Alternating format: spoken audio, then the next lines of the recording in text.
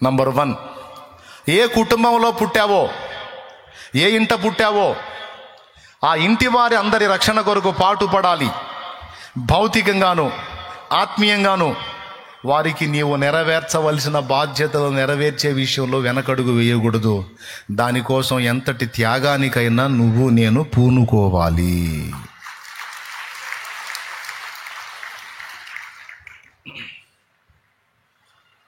ఒక సినిమా కవి ఒక మాట రాశాడు. ఒక సినిమా కవి ఓల్డ్ మూవీలో ఒక పాటలో ఒక చరణం నేను లోకస్తుడిగా ఉన్నప్పుడే నన్ను ఆలోచింపజేసింది, కుటుంబాన్ని గురించి ఆలోచించేటట్టు చేసింది. ఆ పదాలు కొన్ని అవేంటంటే, ఒక పుట్టినరోజు సందర్భంగా పాడే పాటలో ఉన్నటువంటి చరణం అది. కన్నవారి కలలు తెలుసుకోవాలి, ఆ కలలు కంట నీరు పెడితే తుడవాలి, తనకు తాను సుఖపడితే తప్పుగాకున్నా తన వారిని సుఖపెడితే ధన్యత ఓ నాన్న అనే పదం ఒక చరణం అది.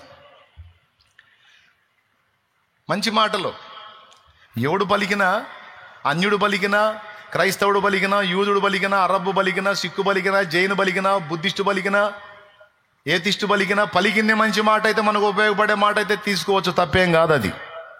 దేవునికి స్తోత్రం. అందులో అద్భుతమైన మాట, కన్నవారి కలలు తెలుసుకోవాలి. నిన్ను కన్నవాళ్ళ కొన్ని కలలు ఉంటాయి, నీ మీద కొన్ని ఆశలు ఉంటాయి. ఓ యవనస్తురాలా విన్నాయనా, నీకు జన్మనిచ్చిన తల్లిదండ్రులు నువ్వు ఎదుగుతూ ఉంటే ఎన్నో ఆశలు పెట్టుకుంటారు నీ మీద. కానీ నీకు రెక్కలు రాగానే వాళ్ళ ఆశలు వాటిల్లో మట్టి కొట్టి నీ స్వార్థానికి నువ్వు ఆలోచించుకొని వాళ్ళ ఆశల్ని ఆలోచనలని తొంగలో దొక్కి నీ స్వార్థానికి నువ్వు బతికేయటానికి ఆలోచిస్తావు. అది నీ బతుకు, అది బాధ్యత లేని బతుకు. బాధ్యత ఏంటో తెలుసా?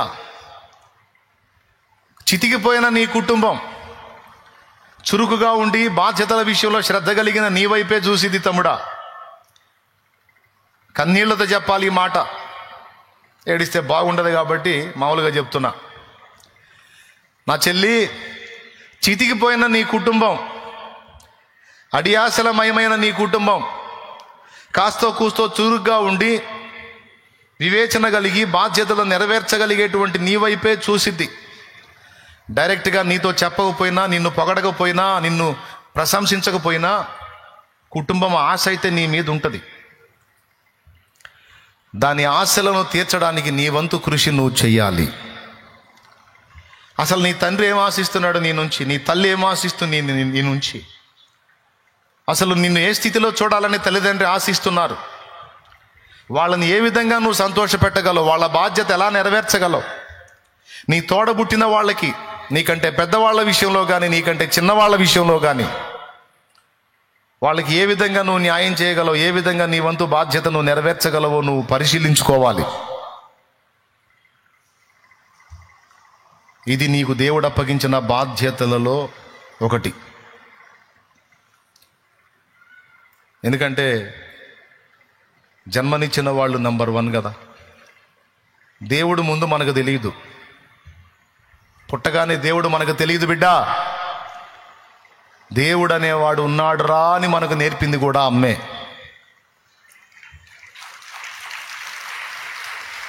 దేవుడు అనేవాడు ఉన్నాడు నాన్న, దండం పెట్టు అని నేర్పింది కూడా నానే. దేవునికి భయపడాలి నాన్న, అబద్ధం ఆడకూడదు, ఒకటి సొమ్మును అపహరించకూడదు, ఒకటి కడుపు కొట్టకూడదు, ఒకటి నోటికాడ అన్నం తీయకూడదు, ఒకటికి మోసం చేయకూడదు, ఒకటి దొంగతనం చేయకూడదు నాయన. ఏదన్నా ఉంటే మన ఇతరులకు పెట్టాలి కానీ ఒకటిది ప్రలోభించకూడదని మనకు నేర్పింది అమ్మా నాన్న. అందుకే అన్నారు, తల్లి తండ్రి ఇద్దరిని దాటుకొని 5వ ఏట బడిలో చేరితే ఇప్పుడు 3వ ఏడే చేరుస్తున్నారులే. నన్ను చేర్చింది 5వ ఏట. ఎట్లనో ధన్యుణ్ణి. 3 ఏళ్లకి మోపిడి భారం భుజాన్ని వేయకుండా 5 ఏళ్ళకి వేశారు నాకు. స్తోత్రం. ఇప్పుడు 3 ఏళ్ళు రాగానే తగిలిస్తున్నారు వాడికి పాప భారం లాగా.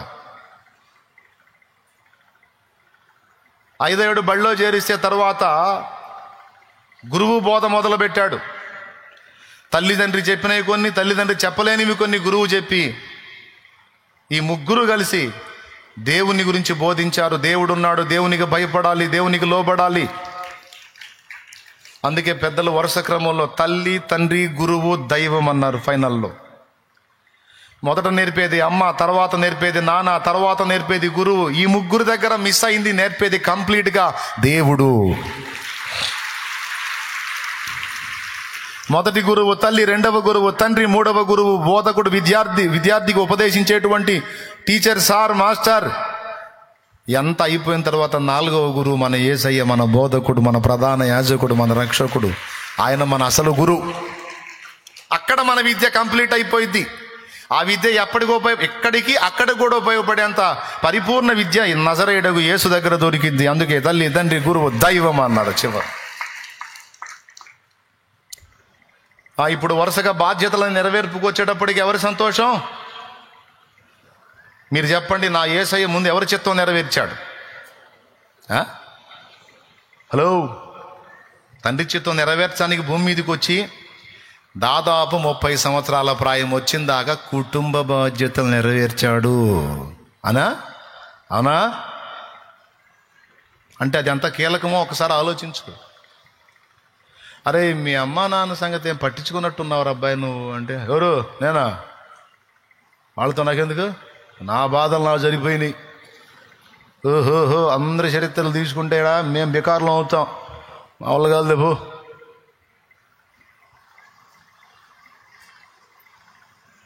ఓకేనా? కాదు.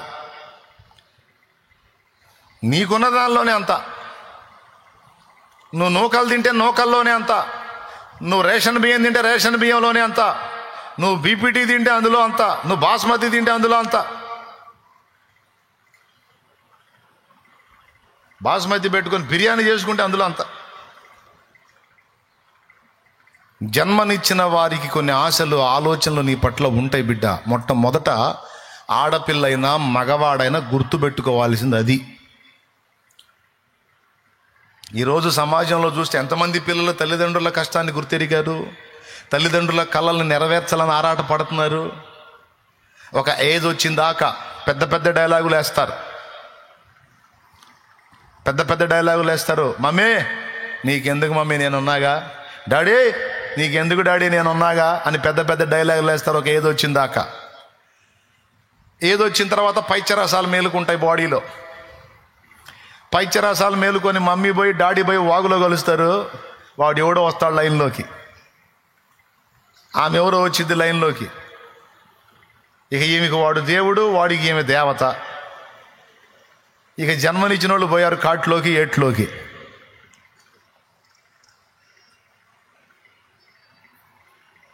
అది కాదు. పైచరసాలు నీకే కాదు, అందరికీ ఉంటాయి. కానీ అందరిలో పైచరసాలు ఉన్న కొంతమంది పైచరసాలను అణుచుకొని తమకిచ్చిన బాధ్యతలు నెరవేర్చడానికి అన్నిటినీ చంపుకొని ఒక ఏజ్ వచ్చిందాకా వాళ్ళ బాధ్యతలు నెరవేర్చిందాకా కంట్రోల్ చేసుకుని తల్లిదండ్రుల ఆశలు తీర్చి తర్వాత వాళ్ళు అనుకున్న స్టెప్లోకి వెళ్ళారు.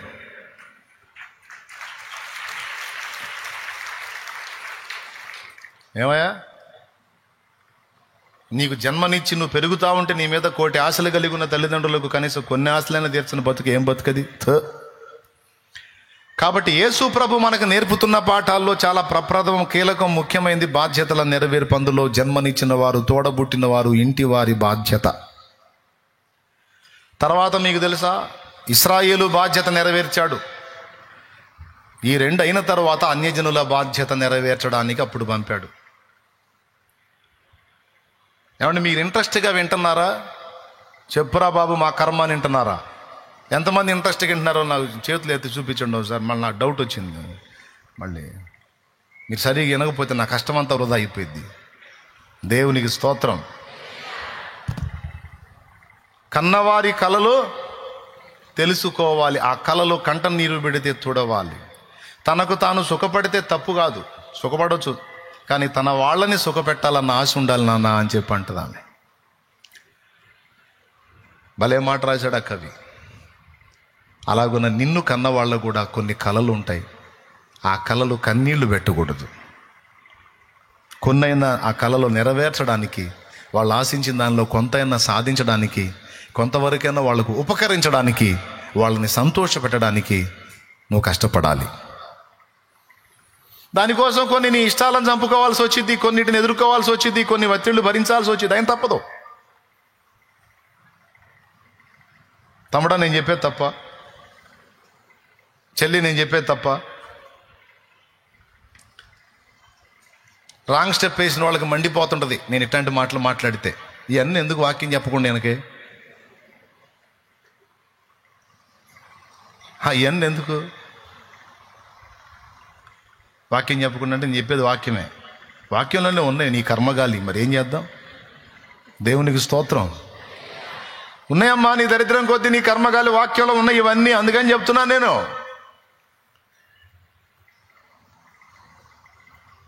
వాళ్ళు కూడా కొన్ని ఆశలు ఉంటాయి. ఒకవేళ వాళ్ళ ఆశలు నువ్వు తీర్చలేకపోతే, ఎందుకు తీర్చలేకపోయావో, ఏ కారణం చేత నీ ఆలోచనలు మార్చుకున్నావో వాళ్ళని కన్విన్స్ చేయగలగాలి, వాళ్ళకి అర్థమయ్యేటట్టు చెప్పగలగాలి. మా అయ్యకి ఎన్నో ఆశలు ఉన్నాయి నా మీద అనుకుందాం. మా అమ్మకి మా అయ్యకి ఎన్నో ఆశలు ఉన్నాయి. నన్ను అలా చేయాలి, ఇలా చేయాలి, మావాడు ప్రయోజకుడు కావాలి, మావాడు ఉద్యోగం చేయాలి, మావాడు పోటు పడవాలి, మావాడు పైసలు సంపాదించాలి. డ్రమ్ము తీసుకెళ్తున్నారులే ఇటు చూడండి, డ్రమ్ము తీసుకెళ్తున్నారులే, ఉరువులు రాట్లా పిడుగులు పడట్లా ఇటు చూడండి, ఇంత సౌండ్ తెచ్చాను. వాళ్ళకి ఇప్పుడే తీసుకెళ్ళరు. అబ్బాయి తాగండ్రా, మీకు దండం పెడ తాగండ్రా, మీకు వెళ్ళి చూస్తున్నారు ఆగండ్రా. ఆ పని ముందే చేస్తే గొడవ ఉండదు. మీరేం దందని అనుకుంటూ పోతుంటే వాళ్ళకి భూకంపం వచ్చిందని భయం పుడుతుంది.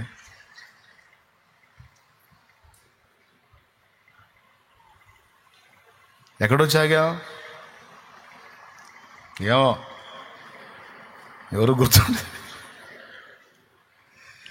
మా అయ్యకు ఆశ ఉంది, మా అమ్మకు ఆశ ఉంది, ఏదో నన్ను ఏదో ఎక్కడో చూడాలని. కాస్త కూస్తో సంపాదనలో పడ్డ తర్వాత సడన్గా సేవ అన్నా, వాళ్ళ ఆశలన్నీ నీరు గారిపోయినాయి. చిన్నోడు పర్వాలేదు, కాస్త లైన్లోకి వచ్చాడు, ఒక వ్యాపారం దొరికింది, ఏదో 10 మందికి పని చూపిస్తున్నాడు, పావుల బేడ సంపాదిస్తున్నాడు. ఇక మనోడును బట్టి మనకి ఇబ్బంది లేదులే, మనోడు మనల్ని ఆదరిస్తాడులే, పర్వాలేదులే అనుకునే వాళ్ళు కొంచెం ఆనందపడుతున్నారు. సడన్గా నేను సేవ అన్నా.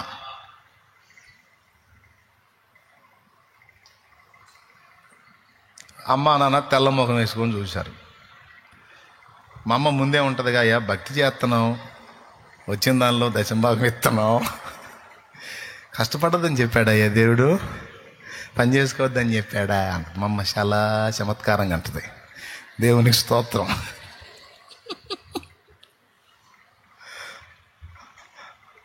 మరి ఇప్పుడు ఏం చేయాలా అంటే ఏంటి? లోపల బాధ పెట్టుకొని బయటికి అడుగుతుంది. తల్లిదండ్రులు అడుగుతున్నారు, లోపల హృదయంలో వేదన. దొరికింది, మంచి దారి దొరికింది, పావులబేడ సంపాదన వచ్చే దారి దొరికింది ఇన్నాళ్ళకి. తీరా అన్నిందిరా అనుకున్నప్పుడు ఈ దశలో వీడి అన్ని పక్కన పడేస్తాను, సేవ చేస్తాను అంటున్నాడు. ఎట్లా కుటుంబ పరిస్థితి ఏంటి? సరే మా సంగతి తీసేవాడు కూడా ఇద్దరిని కన్నాడుగా, వాడి బతుకెట్ట తెల్లారిద్దని ఇక నా గురించి ఆలోచించటం మొదలు పెడితే, వాళ్ళని కూర్చోబెట్టి వాళ్ళకి నేను ఎందుకు దేవుని పనికి వస్తున్నానో, ఇందులో ఉన్న విషయాలు ఏంటో, మంచి ఏంటో, చెడ్డ ఏంటో, దేవ దర్శనం ఏంటో, దేవుడిచ్చిన ప్రత్యక్షత ఏంటో, నా హృదయ భారం ఏందో, నా బాధ్యత ఏందో వాళ్ళిద్దరికి కూడా అర్థమయ్యేటట్టు నేను చెప్పాల్సి వచ్చింది. వాళ్ళు కన్విన్స్ అయ్యేటట్టు నేను మాట్లాడాను. నా మాటకు వాళ్ళు లోబడ్డారు. నీకు తెలుసా, నా మాటని గౌరవించేటట్టు నా హృదయ భారం అంతా ఏమిటో వాళ్ళకి నేను చెప్పాను. అండ్ నా లైఫ్లో, నా ప్రవర్తనలో కూడా చూపించా.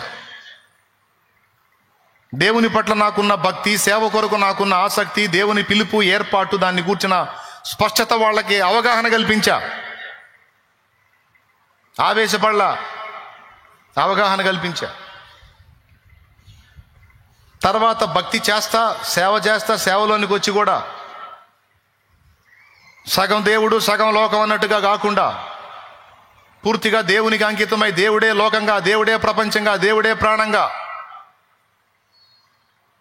బ్రతికా. అది వాళ్ళు చూశారు. పోనీలేబ్బా, నా బిడ్డ ఏదో సంపాదకుడు అవుతాడు, ఏదో అవుతాడు, ఏదో అవుతాడు, భక్తుడు అయ్యాడు. భక్తుడయ్యాడు, దేవుని మనిషి అయ్యాడు, దేవుని భక్తుడయ్యాడు, పోనీ ఈ సంతోషం చాలనుకుని రాజీ పడేటట్టు వాళ్ళకి సాక్ష్యం ఇవ్వడానికి నాకు లైఫ్ ఇచ్చాడు దేవుడు. అంటే నేను సేవ ఎందుకు చేస్తున్నానో, సేవ ఎందుకు రావాల్సి వచ్చిందో వాళ్ళని కన్విన్స్ చేయాలి. ఆ బాధ్యత నా మీద ఉంది. అలాగే నువ్వు ఏ ఫీల్డ్లోకి ఎంటర్ అయినా, నువ్వు ఏది తీసుకున్నా, నీ మీద ఆశలు పెట్టుకున్న తల్లిదండ్రులకు నువ్వు నచ్చ చెప్పాల్సిన బాధ్యత నీ మీద ఉంది. అయినా వాళ్ళు ఒప్పకపోతే నీకు ఇబ్బంది లేదు. సాధ్యమైనంత వరకు వాళ్ళని కన్విన్స్ చేయడానికి నీ వంతు నువ్వు ప్రయత్నం చేయాలి. ఇది జన్మనిచ్చిన వాళ్ళ విషయంలో బాధ్యత. తోడబుట్టిన వాళ్ళ బాధ్యత. కొంతమంది తోడబుట్టిన వాళ్ళకు దక్కాల్సిన ఆస్తులకు ఎసురు పెడతారు. వీడు బతకడానికి ఆడపిల్లలు దానికి ఆశించేవాడు ఒకడు ఉంటాడు, వాళ్ళు బతకడానికి మగబిడ్డకు దక్కాల్సిందని ఆశించే ఆడపిల్లలు కొంతమంది ఉంటారు. ఈ దరిద్రం ఎక్కువైంది ఇప్పుడు సమాజంలో. ఒక మాట చెప్తాను, ఎవరికి దక్కాల్సింది వాళ్ళకి దక్కాలి. ఒకళ్ళకి చెందాల్సిన దాన్ని మనం కానీ అందిపుచ్చుకొని తిందామని ప్రయత్నం చేస్తే నేను గ్యారెంటీ ఇస్తా, నువ్వు తినలేవు. కొప్పేసుకొని చూసుకోవటమేరా పిచ్చోడా. కొప్పేసుకొని వాళ్ళది వీళ్ళది దోచుకొని కొప్పేసుకొని చూసి ఉరిని చూసి వస్త్రములు చించుకున్నట్టయ్యే తప్ప నీవు దానిని తినలేవు.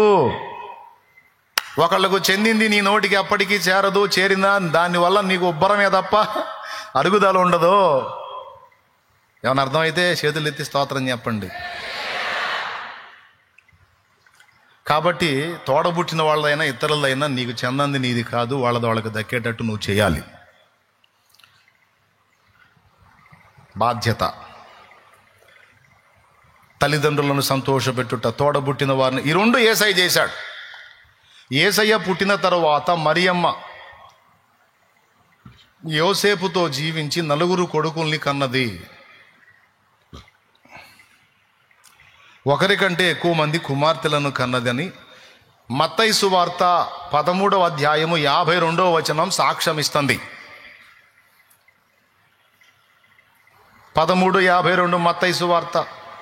అక్కడ యూదులు అనుకుంటున్నారు, అందువలన వారు ఆశ్చర్యపడి, ఈ జ్ఞానమును ఈ అద్భుతమును ఇతనికి ఎక్కడి నుండి వచ్చినవి? ఇతడు వడ్లవాని కుమారుడు కాడా? ఇతని తల్లి పేరు మరియ కాదా? అంటే మరియ కాదా అంటే మరియ కాదని కాదు, మరియమ్మ కొడుకు కాదా అంటున్నారు. యాకోబు, యోసేపు, సీమోను, యోదాయను ఆయన తోడబుట్టినోళ్ళు, వాళ్ళు మరియమ్మకు పుట్టినోళ్ళు. యాకోబు, యోసేపు, సీమోను, యోదాయను వారి ఇతని సోదరులు కారా? ఇతని అక్క చెల్లెండ్రందరూ మనతోనే ఉన్నారు కారా? అక్క చెల్లెండ్రందరూ అంటే వాడుక భాషలో వాడాడు అక్క చెల్లెండని. భూమి ఆకాశాలు అన్నట్టు, మంచి చెడ్డలు అన్నట్టు, అట్లా వాడుక పదాలు కొన్ని ఉంటే అట్లా అక్క చెల్లెండి అంటారన్నమాట. రాత్రింపగళ్ళు అన్నట్టు. వాస్తవంగా అక్కలు లేరు, తర్వాత పుట్టినోళ్ళే. యేసయ్యకు అక్కలు లేరు, అన్నలు లేరు, అందరికీ పెద్దన్న యేసయ్యే. యెహోవా మా తండ్రి కాడా, యేసుడు మాయన్న కాడా. యెహోవా మా తండ్రి కాడా, యేసుడు మాయన్న కాడా. మహిమ గల శుద్ధాత్మ ఇట్టి, మహిమ గల శుద్ధాత్మ ఇట్టి వరుస తెలిపెంగదమా తోడా.